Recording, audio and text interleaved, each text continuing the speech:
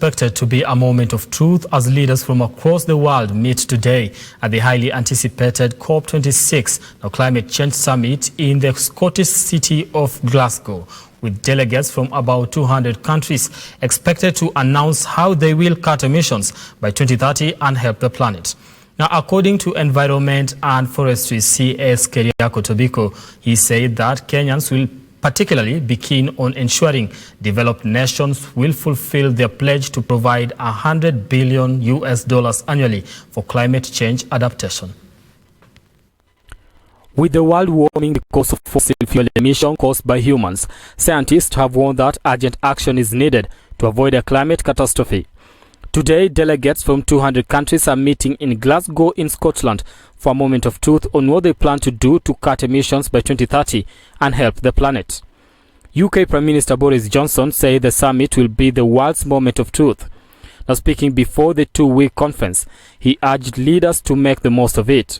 I think that Glasgow COP26 is a turning point for the world, and it's the moment when we have to grow up and take our responsibilities. I think we go through a period of glorious indifference about the world. We've been through that. We've been through our childhood, if you like. We now got to realise that this is a problem that requires grip, and there are changes we're going to have to make.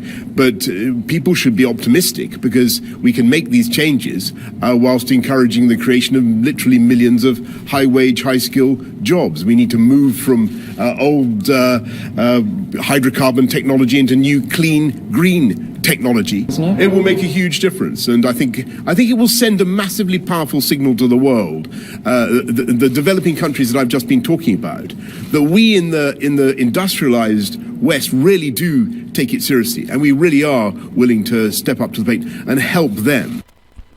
Day one will see a report on the state of the climate released by the World Meteorological Organization. Now, the WMO's provisional report by climate scientists will compare global temperatures this year so far with previous years as extreme weather events linked to climate change, including heat waves, floods and forest fires, intensify. Speaking ahead of the conference opening at the Scottish Event Campus in central Glasgow, Environment and Forestry CS Keriako Tobiko said Kenya will advocate for the full and timely implementation of the Paris Climate Agreement during this year's United Nations Climate Change Conference. He also said the country will be particularly keen on ensuring developed nations fulfill their pledge to provide $100 billion. And so priority for us is adaptation and adaptation finance.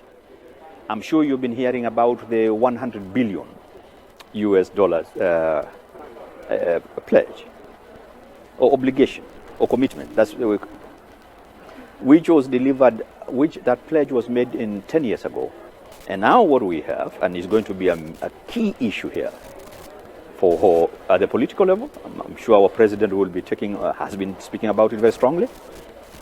What we are now being presented with here is another delivery plan that our friends and developing countries have presented to us, telling us we will now be prepared to deliver the $100 billion per year by 2023. So goalposts have been shifted. And then by 2024-25, we will deliver $500 billion.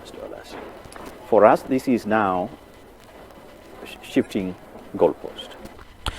Tobiko observed that developed nations were shifting goalposts in the implementation of the Paris Climate Agreement, saying Kenya and other developing nations were pushing for the global funding for climate adaptation in order to meet the growing needs of vulnerable communities. So, to showcase and demonstrate the correlation between climate change and security, global security. There is a lot of focus and interest in this COP, not so much, well, the fact that the US is back into the Paris Agreement is a good thing, but that is not the reason why there is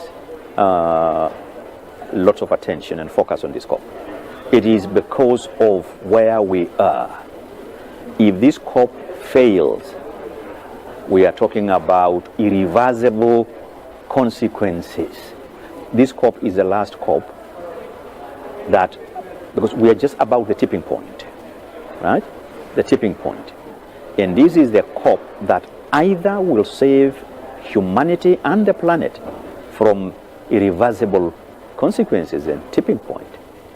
This is a COP. So that really is the appreciation. But that's not really the reason why there is a lot of focused attention. You will be seeing a lot of youth and women, the most vulnerable, indigenous communities here. So that really is the reason why there is, understandably, a lot of interest and focus on this COP. The Paris Climate Agreement, also known as Paris Accord, is an international treaty on the climate crisis, which is aimed at radically reducing the world's carbon emissions and preventing a catastrophic rise in the Earth's temperature over 2 degrees Celsius. The 189 nations which participated in signing the agreement were required to establish climatic-specific goals to reduce their carbon footprint, known as nationally determined contributions. The United Nations gathering is one of the biggest summits the UK has ever hosted and was delayed for a year because of the pandemic. COP stands for Conference of the Parties, and it is the 26th such conference. Brian Amuai, Look Up TV.